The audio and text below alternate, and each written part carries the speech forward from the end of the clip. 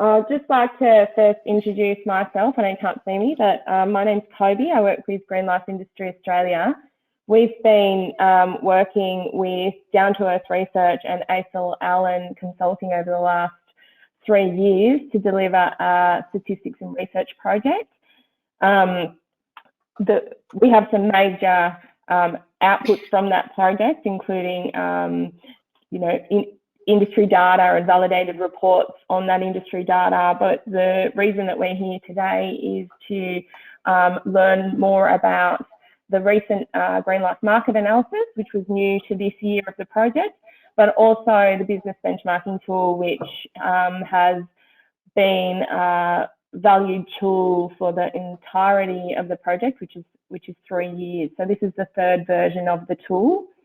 With us today, we have JP Van Moort from ACIL Allen, who will be running through a bit of an overview for you, and Rebecca Moriarty, who is the designer of the benchmarking tool, and she'll be providing you some more insights in how to get the most out of it.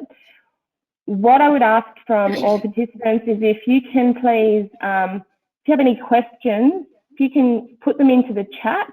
There's a questions box and a chat box down the side. You can use either of them. We'll be monitoring both of them. Towards the end of the webinar, Rebecca and JP will work through answering as many of those questions as we can within the time that we have.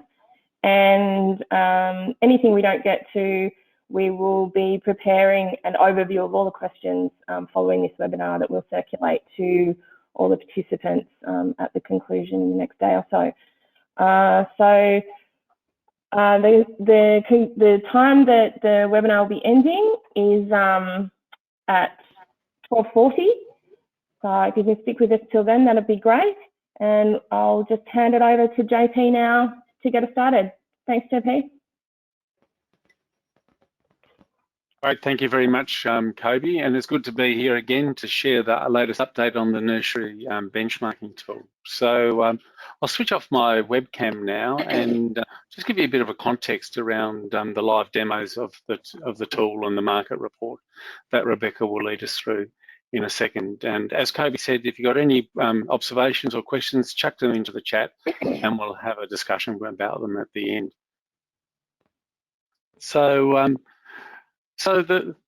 Today, really, what we're going to do is we're going to look at, I thought, this is the end of this project. It's quite useful just to quickly reflect on the data journey, and then we're going to get into this new market report and the updated tool and have time for the questions at the end.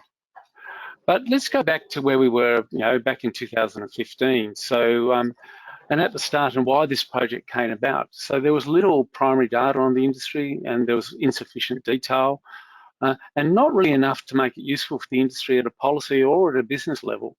And there was a belief that the industry was underestimating its total value. There'd also been a number of previous attempts at doing this and they'd been unsuccessful because of industry buy-in and finding the right approach. So over the last 5 years, through 4 times, we've used this way of basically collecting data once from wholesale nurseries for 2 uses, which is to estimate the value of the industry and to have this benchmarking tool. Each time we get data from about 200 to 300 businesses, which is a process that's led by Down to Earth Research. And then we go through a process of validation using statistics and also talking to upstream in the value chain to really validate the results. And then last year, for the first time, we did a broader scan that picks up broader drivers and draggers across the sector. So when we look back at where we are today versus 4 to 5 years ago, I would say that the nursery industry is now far more data competitive. We have the ability to track and plant sales by type and segment over time. And we have really good, useful data that we can use at a policy and a business level on employees, wages, operational costs. And then now there's a broader environmental scan. You've also, as an industry now, got a platform to keep doing this so you can monitor performance and trends over time and also start to look at how you might investigate and profile specific issues in more detail into the future.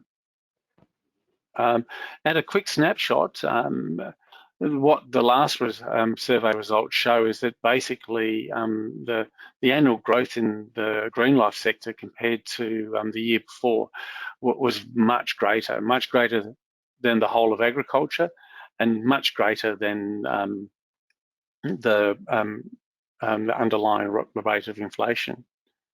So what we have now is we have this Greenlife benchmarking tool, and it gives you data that you can compare on different categories against these 10 categories, and Rebecca will go into them in more detail. And now we have the tool and the report, so we have a scanning function, and we've developed a module that you can think about it as a levy payer and how to interpret it, as well as Greenlife industry and others can use it in the policy directions where you go. I'm just going to stop now and hand over to Rebecca. And Rebecca will now take us through a live demonstration of where we are with the tool and where we are with the scan. So Rebecca, can I hand over to you, please? Sure, no worries. I'll just start sharing my screen. So please let me know if that screen isn't coming through clearly. So yes, for the first year, this year, we put together the Greenlife market report. So I'll quickly go over the why, when, who, and what. Why? Well, this whole project is knowledge building for the industry, which is a continuous and long-term effort, and one of the goals of GIA and Horde Innovation. And this report in particular sets the stage for policy aspirations and the strategy in the future. We put it together late last year and finished it early this year, engaging 10 industry leaders in a few rounds of consultation. They heavily contributed to this report and were key to taking that broad net that we started with and focusing on the issues that matter for the industry. We came up with 6 key issues and focused on 4 in particular: demand trends, government supports and programs, productive workforce, plant biosecurity, water and climate and technology. And in here we use the tool that we've gathered. So we've used the data from the tool that we've gathered over many years, but there's lots of other data in there actually. So it's quite a big resource in its own right. So a quick overview of the report. We have some fast facts, state of the market. This is a big industry. It's over $2.4 billion in annual value, over 1,600 businesses, 23,000 employees. So it's very influential and impacts many people's lives and livelihoods. And actually last year, due to the COVID-19 disruption, as at June 2020, 4 out of 5 businesses actually experienced an increase in sales. So in the report, for the top 4 issues, we put together some policy aspirations, and we broke it down in the PESTLE framework, political, economic, etc. I won't go into the breakdown, it's all in the report. But the top 4 issues, it shouldn't be a surprise. We've got sustain strong demand, capitalize on and sustain the recent demand surge, productive workforce, attracting, developing and retaining. That's referring to skilled labour and general labour. Water security, ensuring this for business and industry, and plant biosecurity, maintaining and continuing our high standards. So yeah, these things definitely shouldn't be a surprise, but these things require that continuous effort and push to keep them high on the agenda. And there's a lot of factors and people involved in this across the nursery, supply chain, and different levels of government, federal, state, and local utilities. So we split them out like this to make them simple to communicate, but they're actually quite interrelated issues. And this slide here is straight out of the report. This is the one slide where we targeted for businesses to use. It's a very simple, very quick and easy prioritization matrix or prioritization framing. We have the top 6 issues on the left there, and we have a couple of questions to think about. So for demand trends, how can I manage this volatile demand? What are my opportunities across the demand channels? Productive workforce, how can I find and keep the qualified employees that I need? Just things to think about. And then just placing all of these issues in 4 boxes that are ranked by importance and urgency. And we do this, and this isn't a set and forget. So for things that are considered both important and urgent, that's in the do first box. That's something to act on now, really, to act on today or tomorrow. And then sooner or later, the things in the plan for it box and the thing for it in the watch and monitor will shift into that do first box, prompting you to take action. So doing this regularly, quick 5-15 minutes, and keeping track over time will help you find out what's really high on the agenda in terms of importance and urgency. So that's the report. We'll move on to the tool. So basically the tool for you, its intention is really information to fuel your ideas. Getting the tool is pretty simple. We have a link at the end of the slide. Email them, request it, download it, and that's it. It's just an Excel workbook that exists only on your PC. The information doesn't link back up to GIA or Hort. And you can use it for two main things, peer-to-peer comparison, simply assessing where you're at and looking for potential areas for change. And for people that have used the tool in the past, the clear user favorites are the sheet called operating costs as percentage of revenue, wage cost as percentage of revenue, and sentiment. And sentiment's covering how people feel about the future of the industry. And another potential use is supporting those investing or financing ideas. The information in the tool helps give an idea of size and scale of the industry across the turnover segments. And in general, it's such a broad base of information, you can use it to test against other information you have and your own experience. So these just list the sheets in the Excel workbook.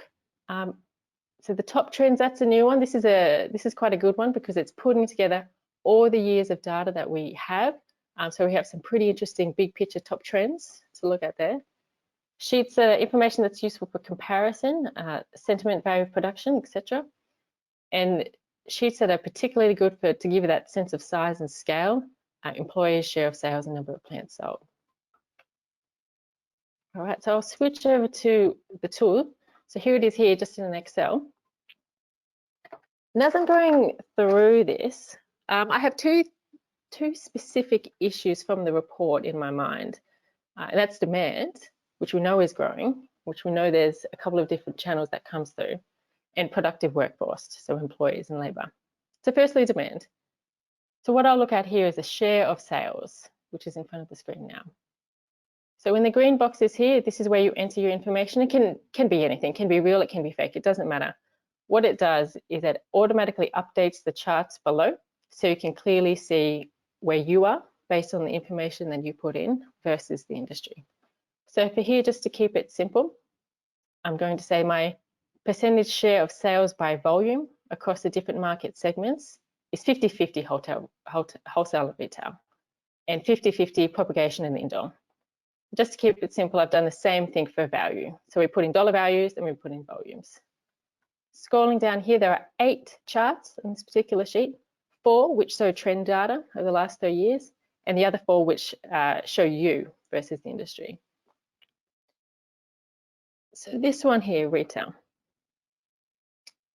Scrolling down here, I put in that 50% of my volume goes into wholesale and retail.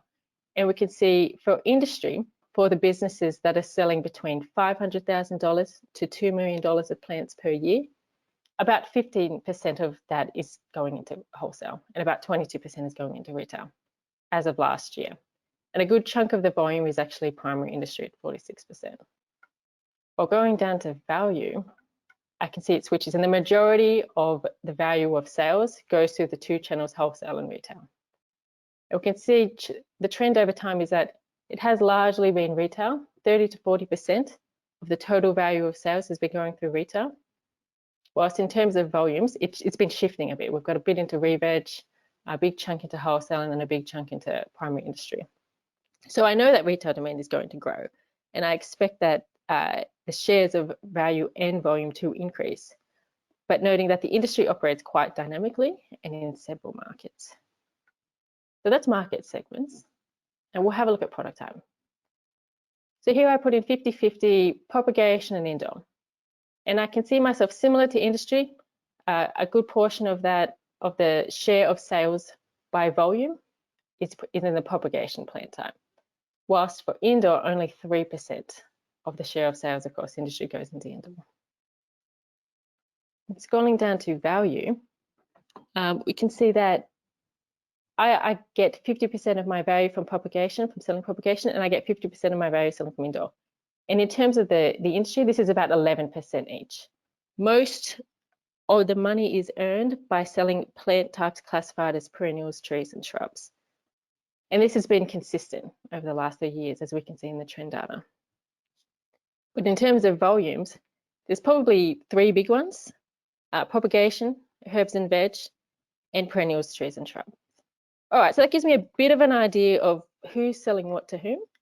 So next I want to think about scale. The next sheet that you could go to for this is number of plants sold. So here in the green boxes, again, you just put in your number and the orange boxes will calculate it for you.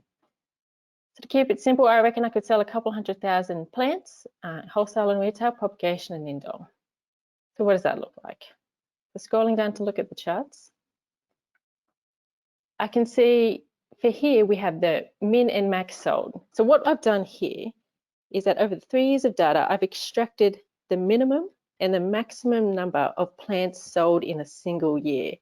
So over this time gives that range. So if I say I reckon I could sell a couple 100,000 plants in a year, that puts me within range in terms of wholesale and retail. The industry minimum and maximum is similar.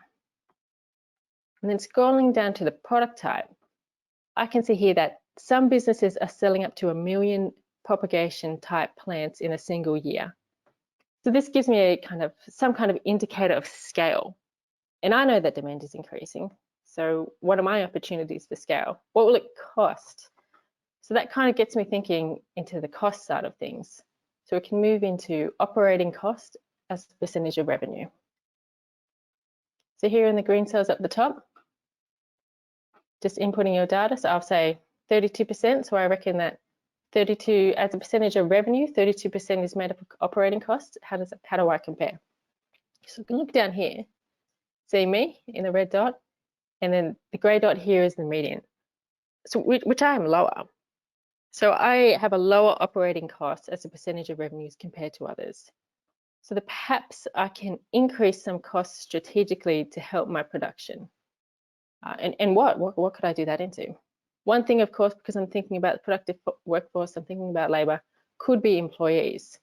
So how am I looking in terms of employees? So I'll just have a look at that sheet there. Put in my number of full-time or full-time equivalent employees and see where I land. So we put in 10 here, and it's split into 3. So we've got the bottom 25%, around the middle, and the top 25%. And I'm sitting around the middle here.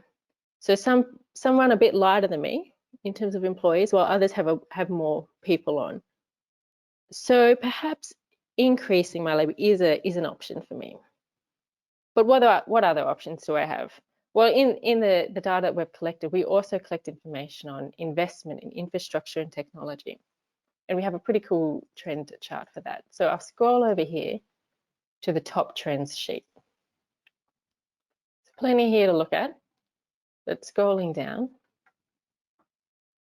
you can see total investment in infrastructure and total investment in technology over the last 3 years, split out by the different turnover segments. And we're looking at businesses that sell between $500,000 and $2 million worth of product every year. Let's check out the trends. So I can see total investment in infrastructure had a bit of a dip in 2018-19, about 23 mil in total, and then increased to over $30 million in last year. Whilst in technology, it has fallen since a peak from last year. They actually mirror each other a little bit. Tends to see that if investment in technology is high, that's instead of infrastructure and vice versa. So how does my investment compare really? Am I keeping up with this growing trend supposed growing trend in infrastructure, or can I take advantage of this lull in technology that appears right now? So I might stop there just for time, but as you can see, there's plenty more to look at here, and I haven't gone through all the sheets. Got sentiment here as well, value of production, and wage cost as a percentage of revenue. So plenty of other lines of inquiry to think about. So feel free to put anything in the chat if you would like to see it, or if you'd like to think about something and send it to us a bit later, then we can work something out and see if we can do another little demo. So I'll just get out of that quickly, and JP, I think I'll put it back over to you. Great, thanks a lot there, Rebecca. So basically just take a moment, and we're really keen, we've got plenty of time just to answer your questions. As you can see, for those of you who've seen the tool beforehand, the format has changed where we basically have a tab for each of the key elements, and there's a couple of tabs now around the range of sales and the share of different types of sales of plants. And then a tab for each of the cost elements and investment elements around the business, including employees and sentiment and other factors. So we're really keen just to have a go, put a question in the tab, and we'll have a look at those questions and we'll answer them. Oh, we're just waiting for the questions. Rebecca, it'd be fantastic if you could just take us for a quick tour through the sentiment tab and saying, does sentiment vary across time, and does sentiment vary across the different revenue categories for wholesale nurseries? No worries. So here's my screen here. So in the sentiment tab, you have several questions here, and you just select the response that you feel most closely aligned to in the drop-down box. And then in the orange boxes to the right, it will say how many other people feel the same. So description of current state of business, for example, expanding. In terms of the different turnover segments, we can see over 60%, over half who are selling more than $4 million worth of product a year are in the state of expanding, whilst further down about a third to 40%. How many are steady and happy, I wonder, so I'll put that in. See about 50% for the $500,000 to $2 million range, which was what we were looking at before, and about a third for selling less than $500,000. Well, what are people planning over the next 5 years? So steady, about a third again for those selling less than 500,000, and close to 50% for the other two there. And how many want to grow? And a bit under half for most businesses, whilst over 2/3 who are selling more than $4 million are intending to grow. And feel about the future of the industry. This has been just everyone's feeling positive, really, and has for the last several years, which is really great to see. And in terms of profitability as well, really, really high numbers here, over 80, 90%. And that has been the case over the last several years as well. And they're putting this new question for COVID-19. And we can see whilst there was a lot of people did experience an increase in sales, and quite a significant one at that, over 25%, there were still several businesses that did not experience an increase in sales or had to shut during that time. So let's have a look down at the trends. As we can see here, for businesses selling between $500,000 to $2 million, interest in expanding has been growing. Has been declining over time. About half a couple of years ago, and that's falling, while more people are becoming steady and happy. Intention over the next 5 years, it's always been growing steady. There's been few interested in selling or winding down. And the future of the industry, again, extremely positive. Very positive or fairly positive, and that has been the case. That's been the case pretty much right across the board. You can see by all the greens there. Especially for the larger businesses, extremely positive about the future. And in terms of profit, what we've got here is got profitable in the current year that the survey was taken, and then expectation of profit next year. And these have also been quite high numbers. Less than 500,000, we've got around about 70% profitable, but they're expecting profit to increase in the future. And that has been similar across for the other turnover ranges as well. And then for COVID-19 disruptions, got the breakdown here.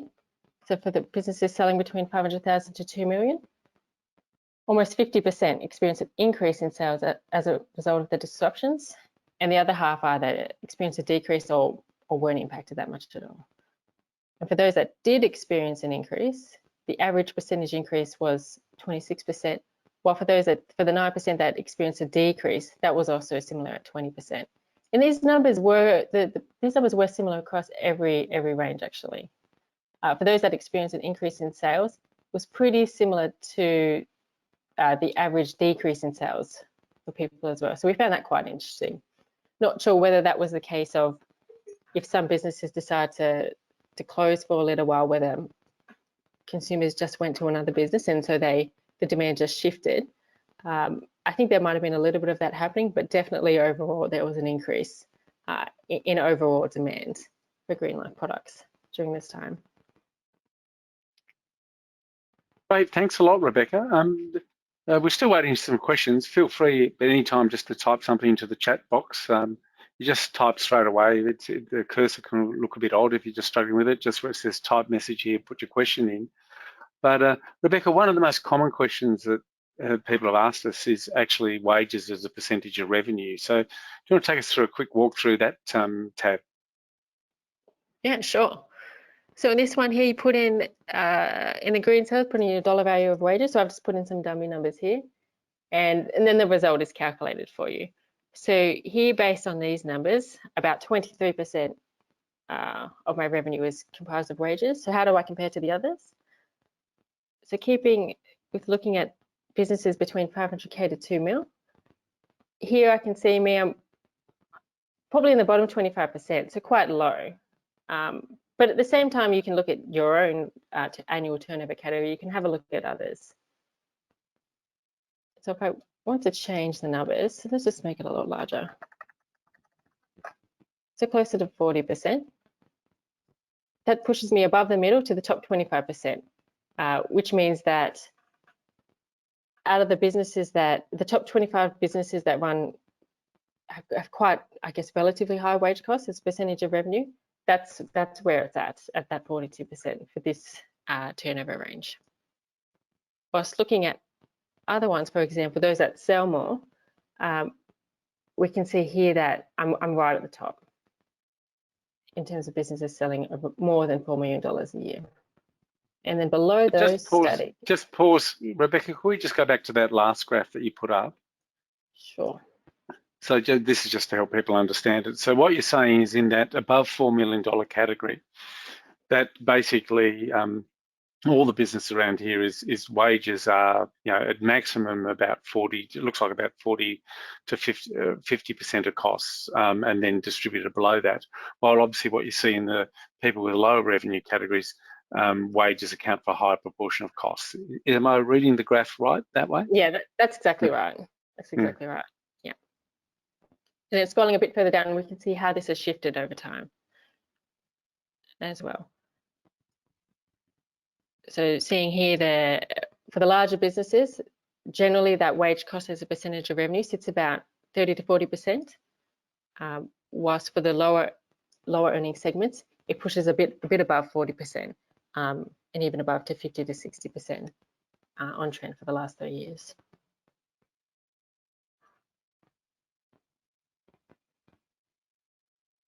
Right, we've probably got time to do one more tab. Which one do you think we should do, Rebecca? Haven't got any questions on the chat box yet.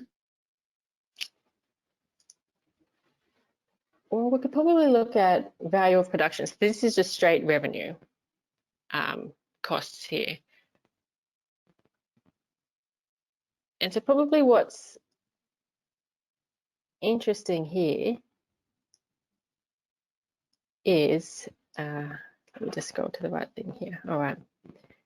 It's just testing out where you might sit as you're trying to, I guess, you're on the cusp of a certain turnover range and then you're going above it. So here I put in this example, just below 2 mil, and then we're heading above. So we can see here how we're moving from this annual turnover range, 500K to 2 mil, into the 2 mil to the 4. So where have I moved? So from here, I'm almost at 2 mil, I'm right at the top. And then as I'm moving into how much would it take for me to get to that kind of that middle range or the top range, wherever I'm aiming for. So in this example, over the course of a few years, increased by about $500,000, and we've gone from top 25% value of production in this particular segment, and we're moving into around the middle range for the next turnover segment. So kind of gives you an idea of how much it takes to move up, I guess, if that's your goal, to move up in annual turnover segments. Great, thanks a lot, Rebecca. Any other final points before we go into the close you'd like to make, Rebecca, or any questions that people would like to ask? Excellent. So we'll just change the presenter back to me. Yep. All right. Okay, so just in the couple of minutes we have ahead of us. So first of all, what we have up on the screen here, and the slide deck we're using today, we'll send out to everybody afterwards, is basically the benchmarking tool is available by request, and you just go to the website that's there and request a copy, and it's available to levy payers. And then the market analysis report again is available on the Greenlife industry website, and the URL is there. Just click on it and you can download a copy. Both of these things are really, really important tools, both for driving performance out of your own business, but also just for the industry in general. And one of the things that we've always said over the years around these tools is that it's really just important to play around with them. The Excel spreadsheet, you can't break it. And so play around with it, have a go. We've changed the format a little bit, so you just have a tab basically for each of the key variables in it, and then you just have a look at it, put it into dummy variables, put in your own ones, and you can really see how you stack up against the industry in the revenue category that you operate inside of. So just in closing, well, thank you very much. There's been a big team behind this with Greenlife, Down to Earth, the Horde Innovation, ourselves, and of course the many members of industry who've contributed to it over the time. And as always, if you have any questions around the tool or the scan, just drop Rebecca or myself an email, and our email addresses are on there on the screen. But with 1 minute to go, I'll hand over to Sonia from Greenlife Industry Association to close the workshop for today. So Sonia, the floor is yours. Thank you, JP and Rebecca, for presenting the benchmarking tool, and for all the people who are attending, thank you very much for attending. I just wanted to remind you that if you have any questions, you can either contact Rebecca or JP at the email addresses that you see on the screen, and any questions that we receive will be shared with all the participants. The webinar will be uploaded to our website early next week, so you can refer back to the webinar that you've just been watching. And I'd just like to thank you. Thank you again, JP, Rebecca, and everybody for attending. Thanks a lot, Sonia. And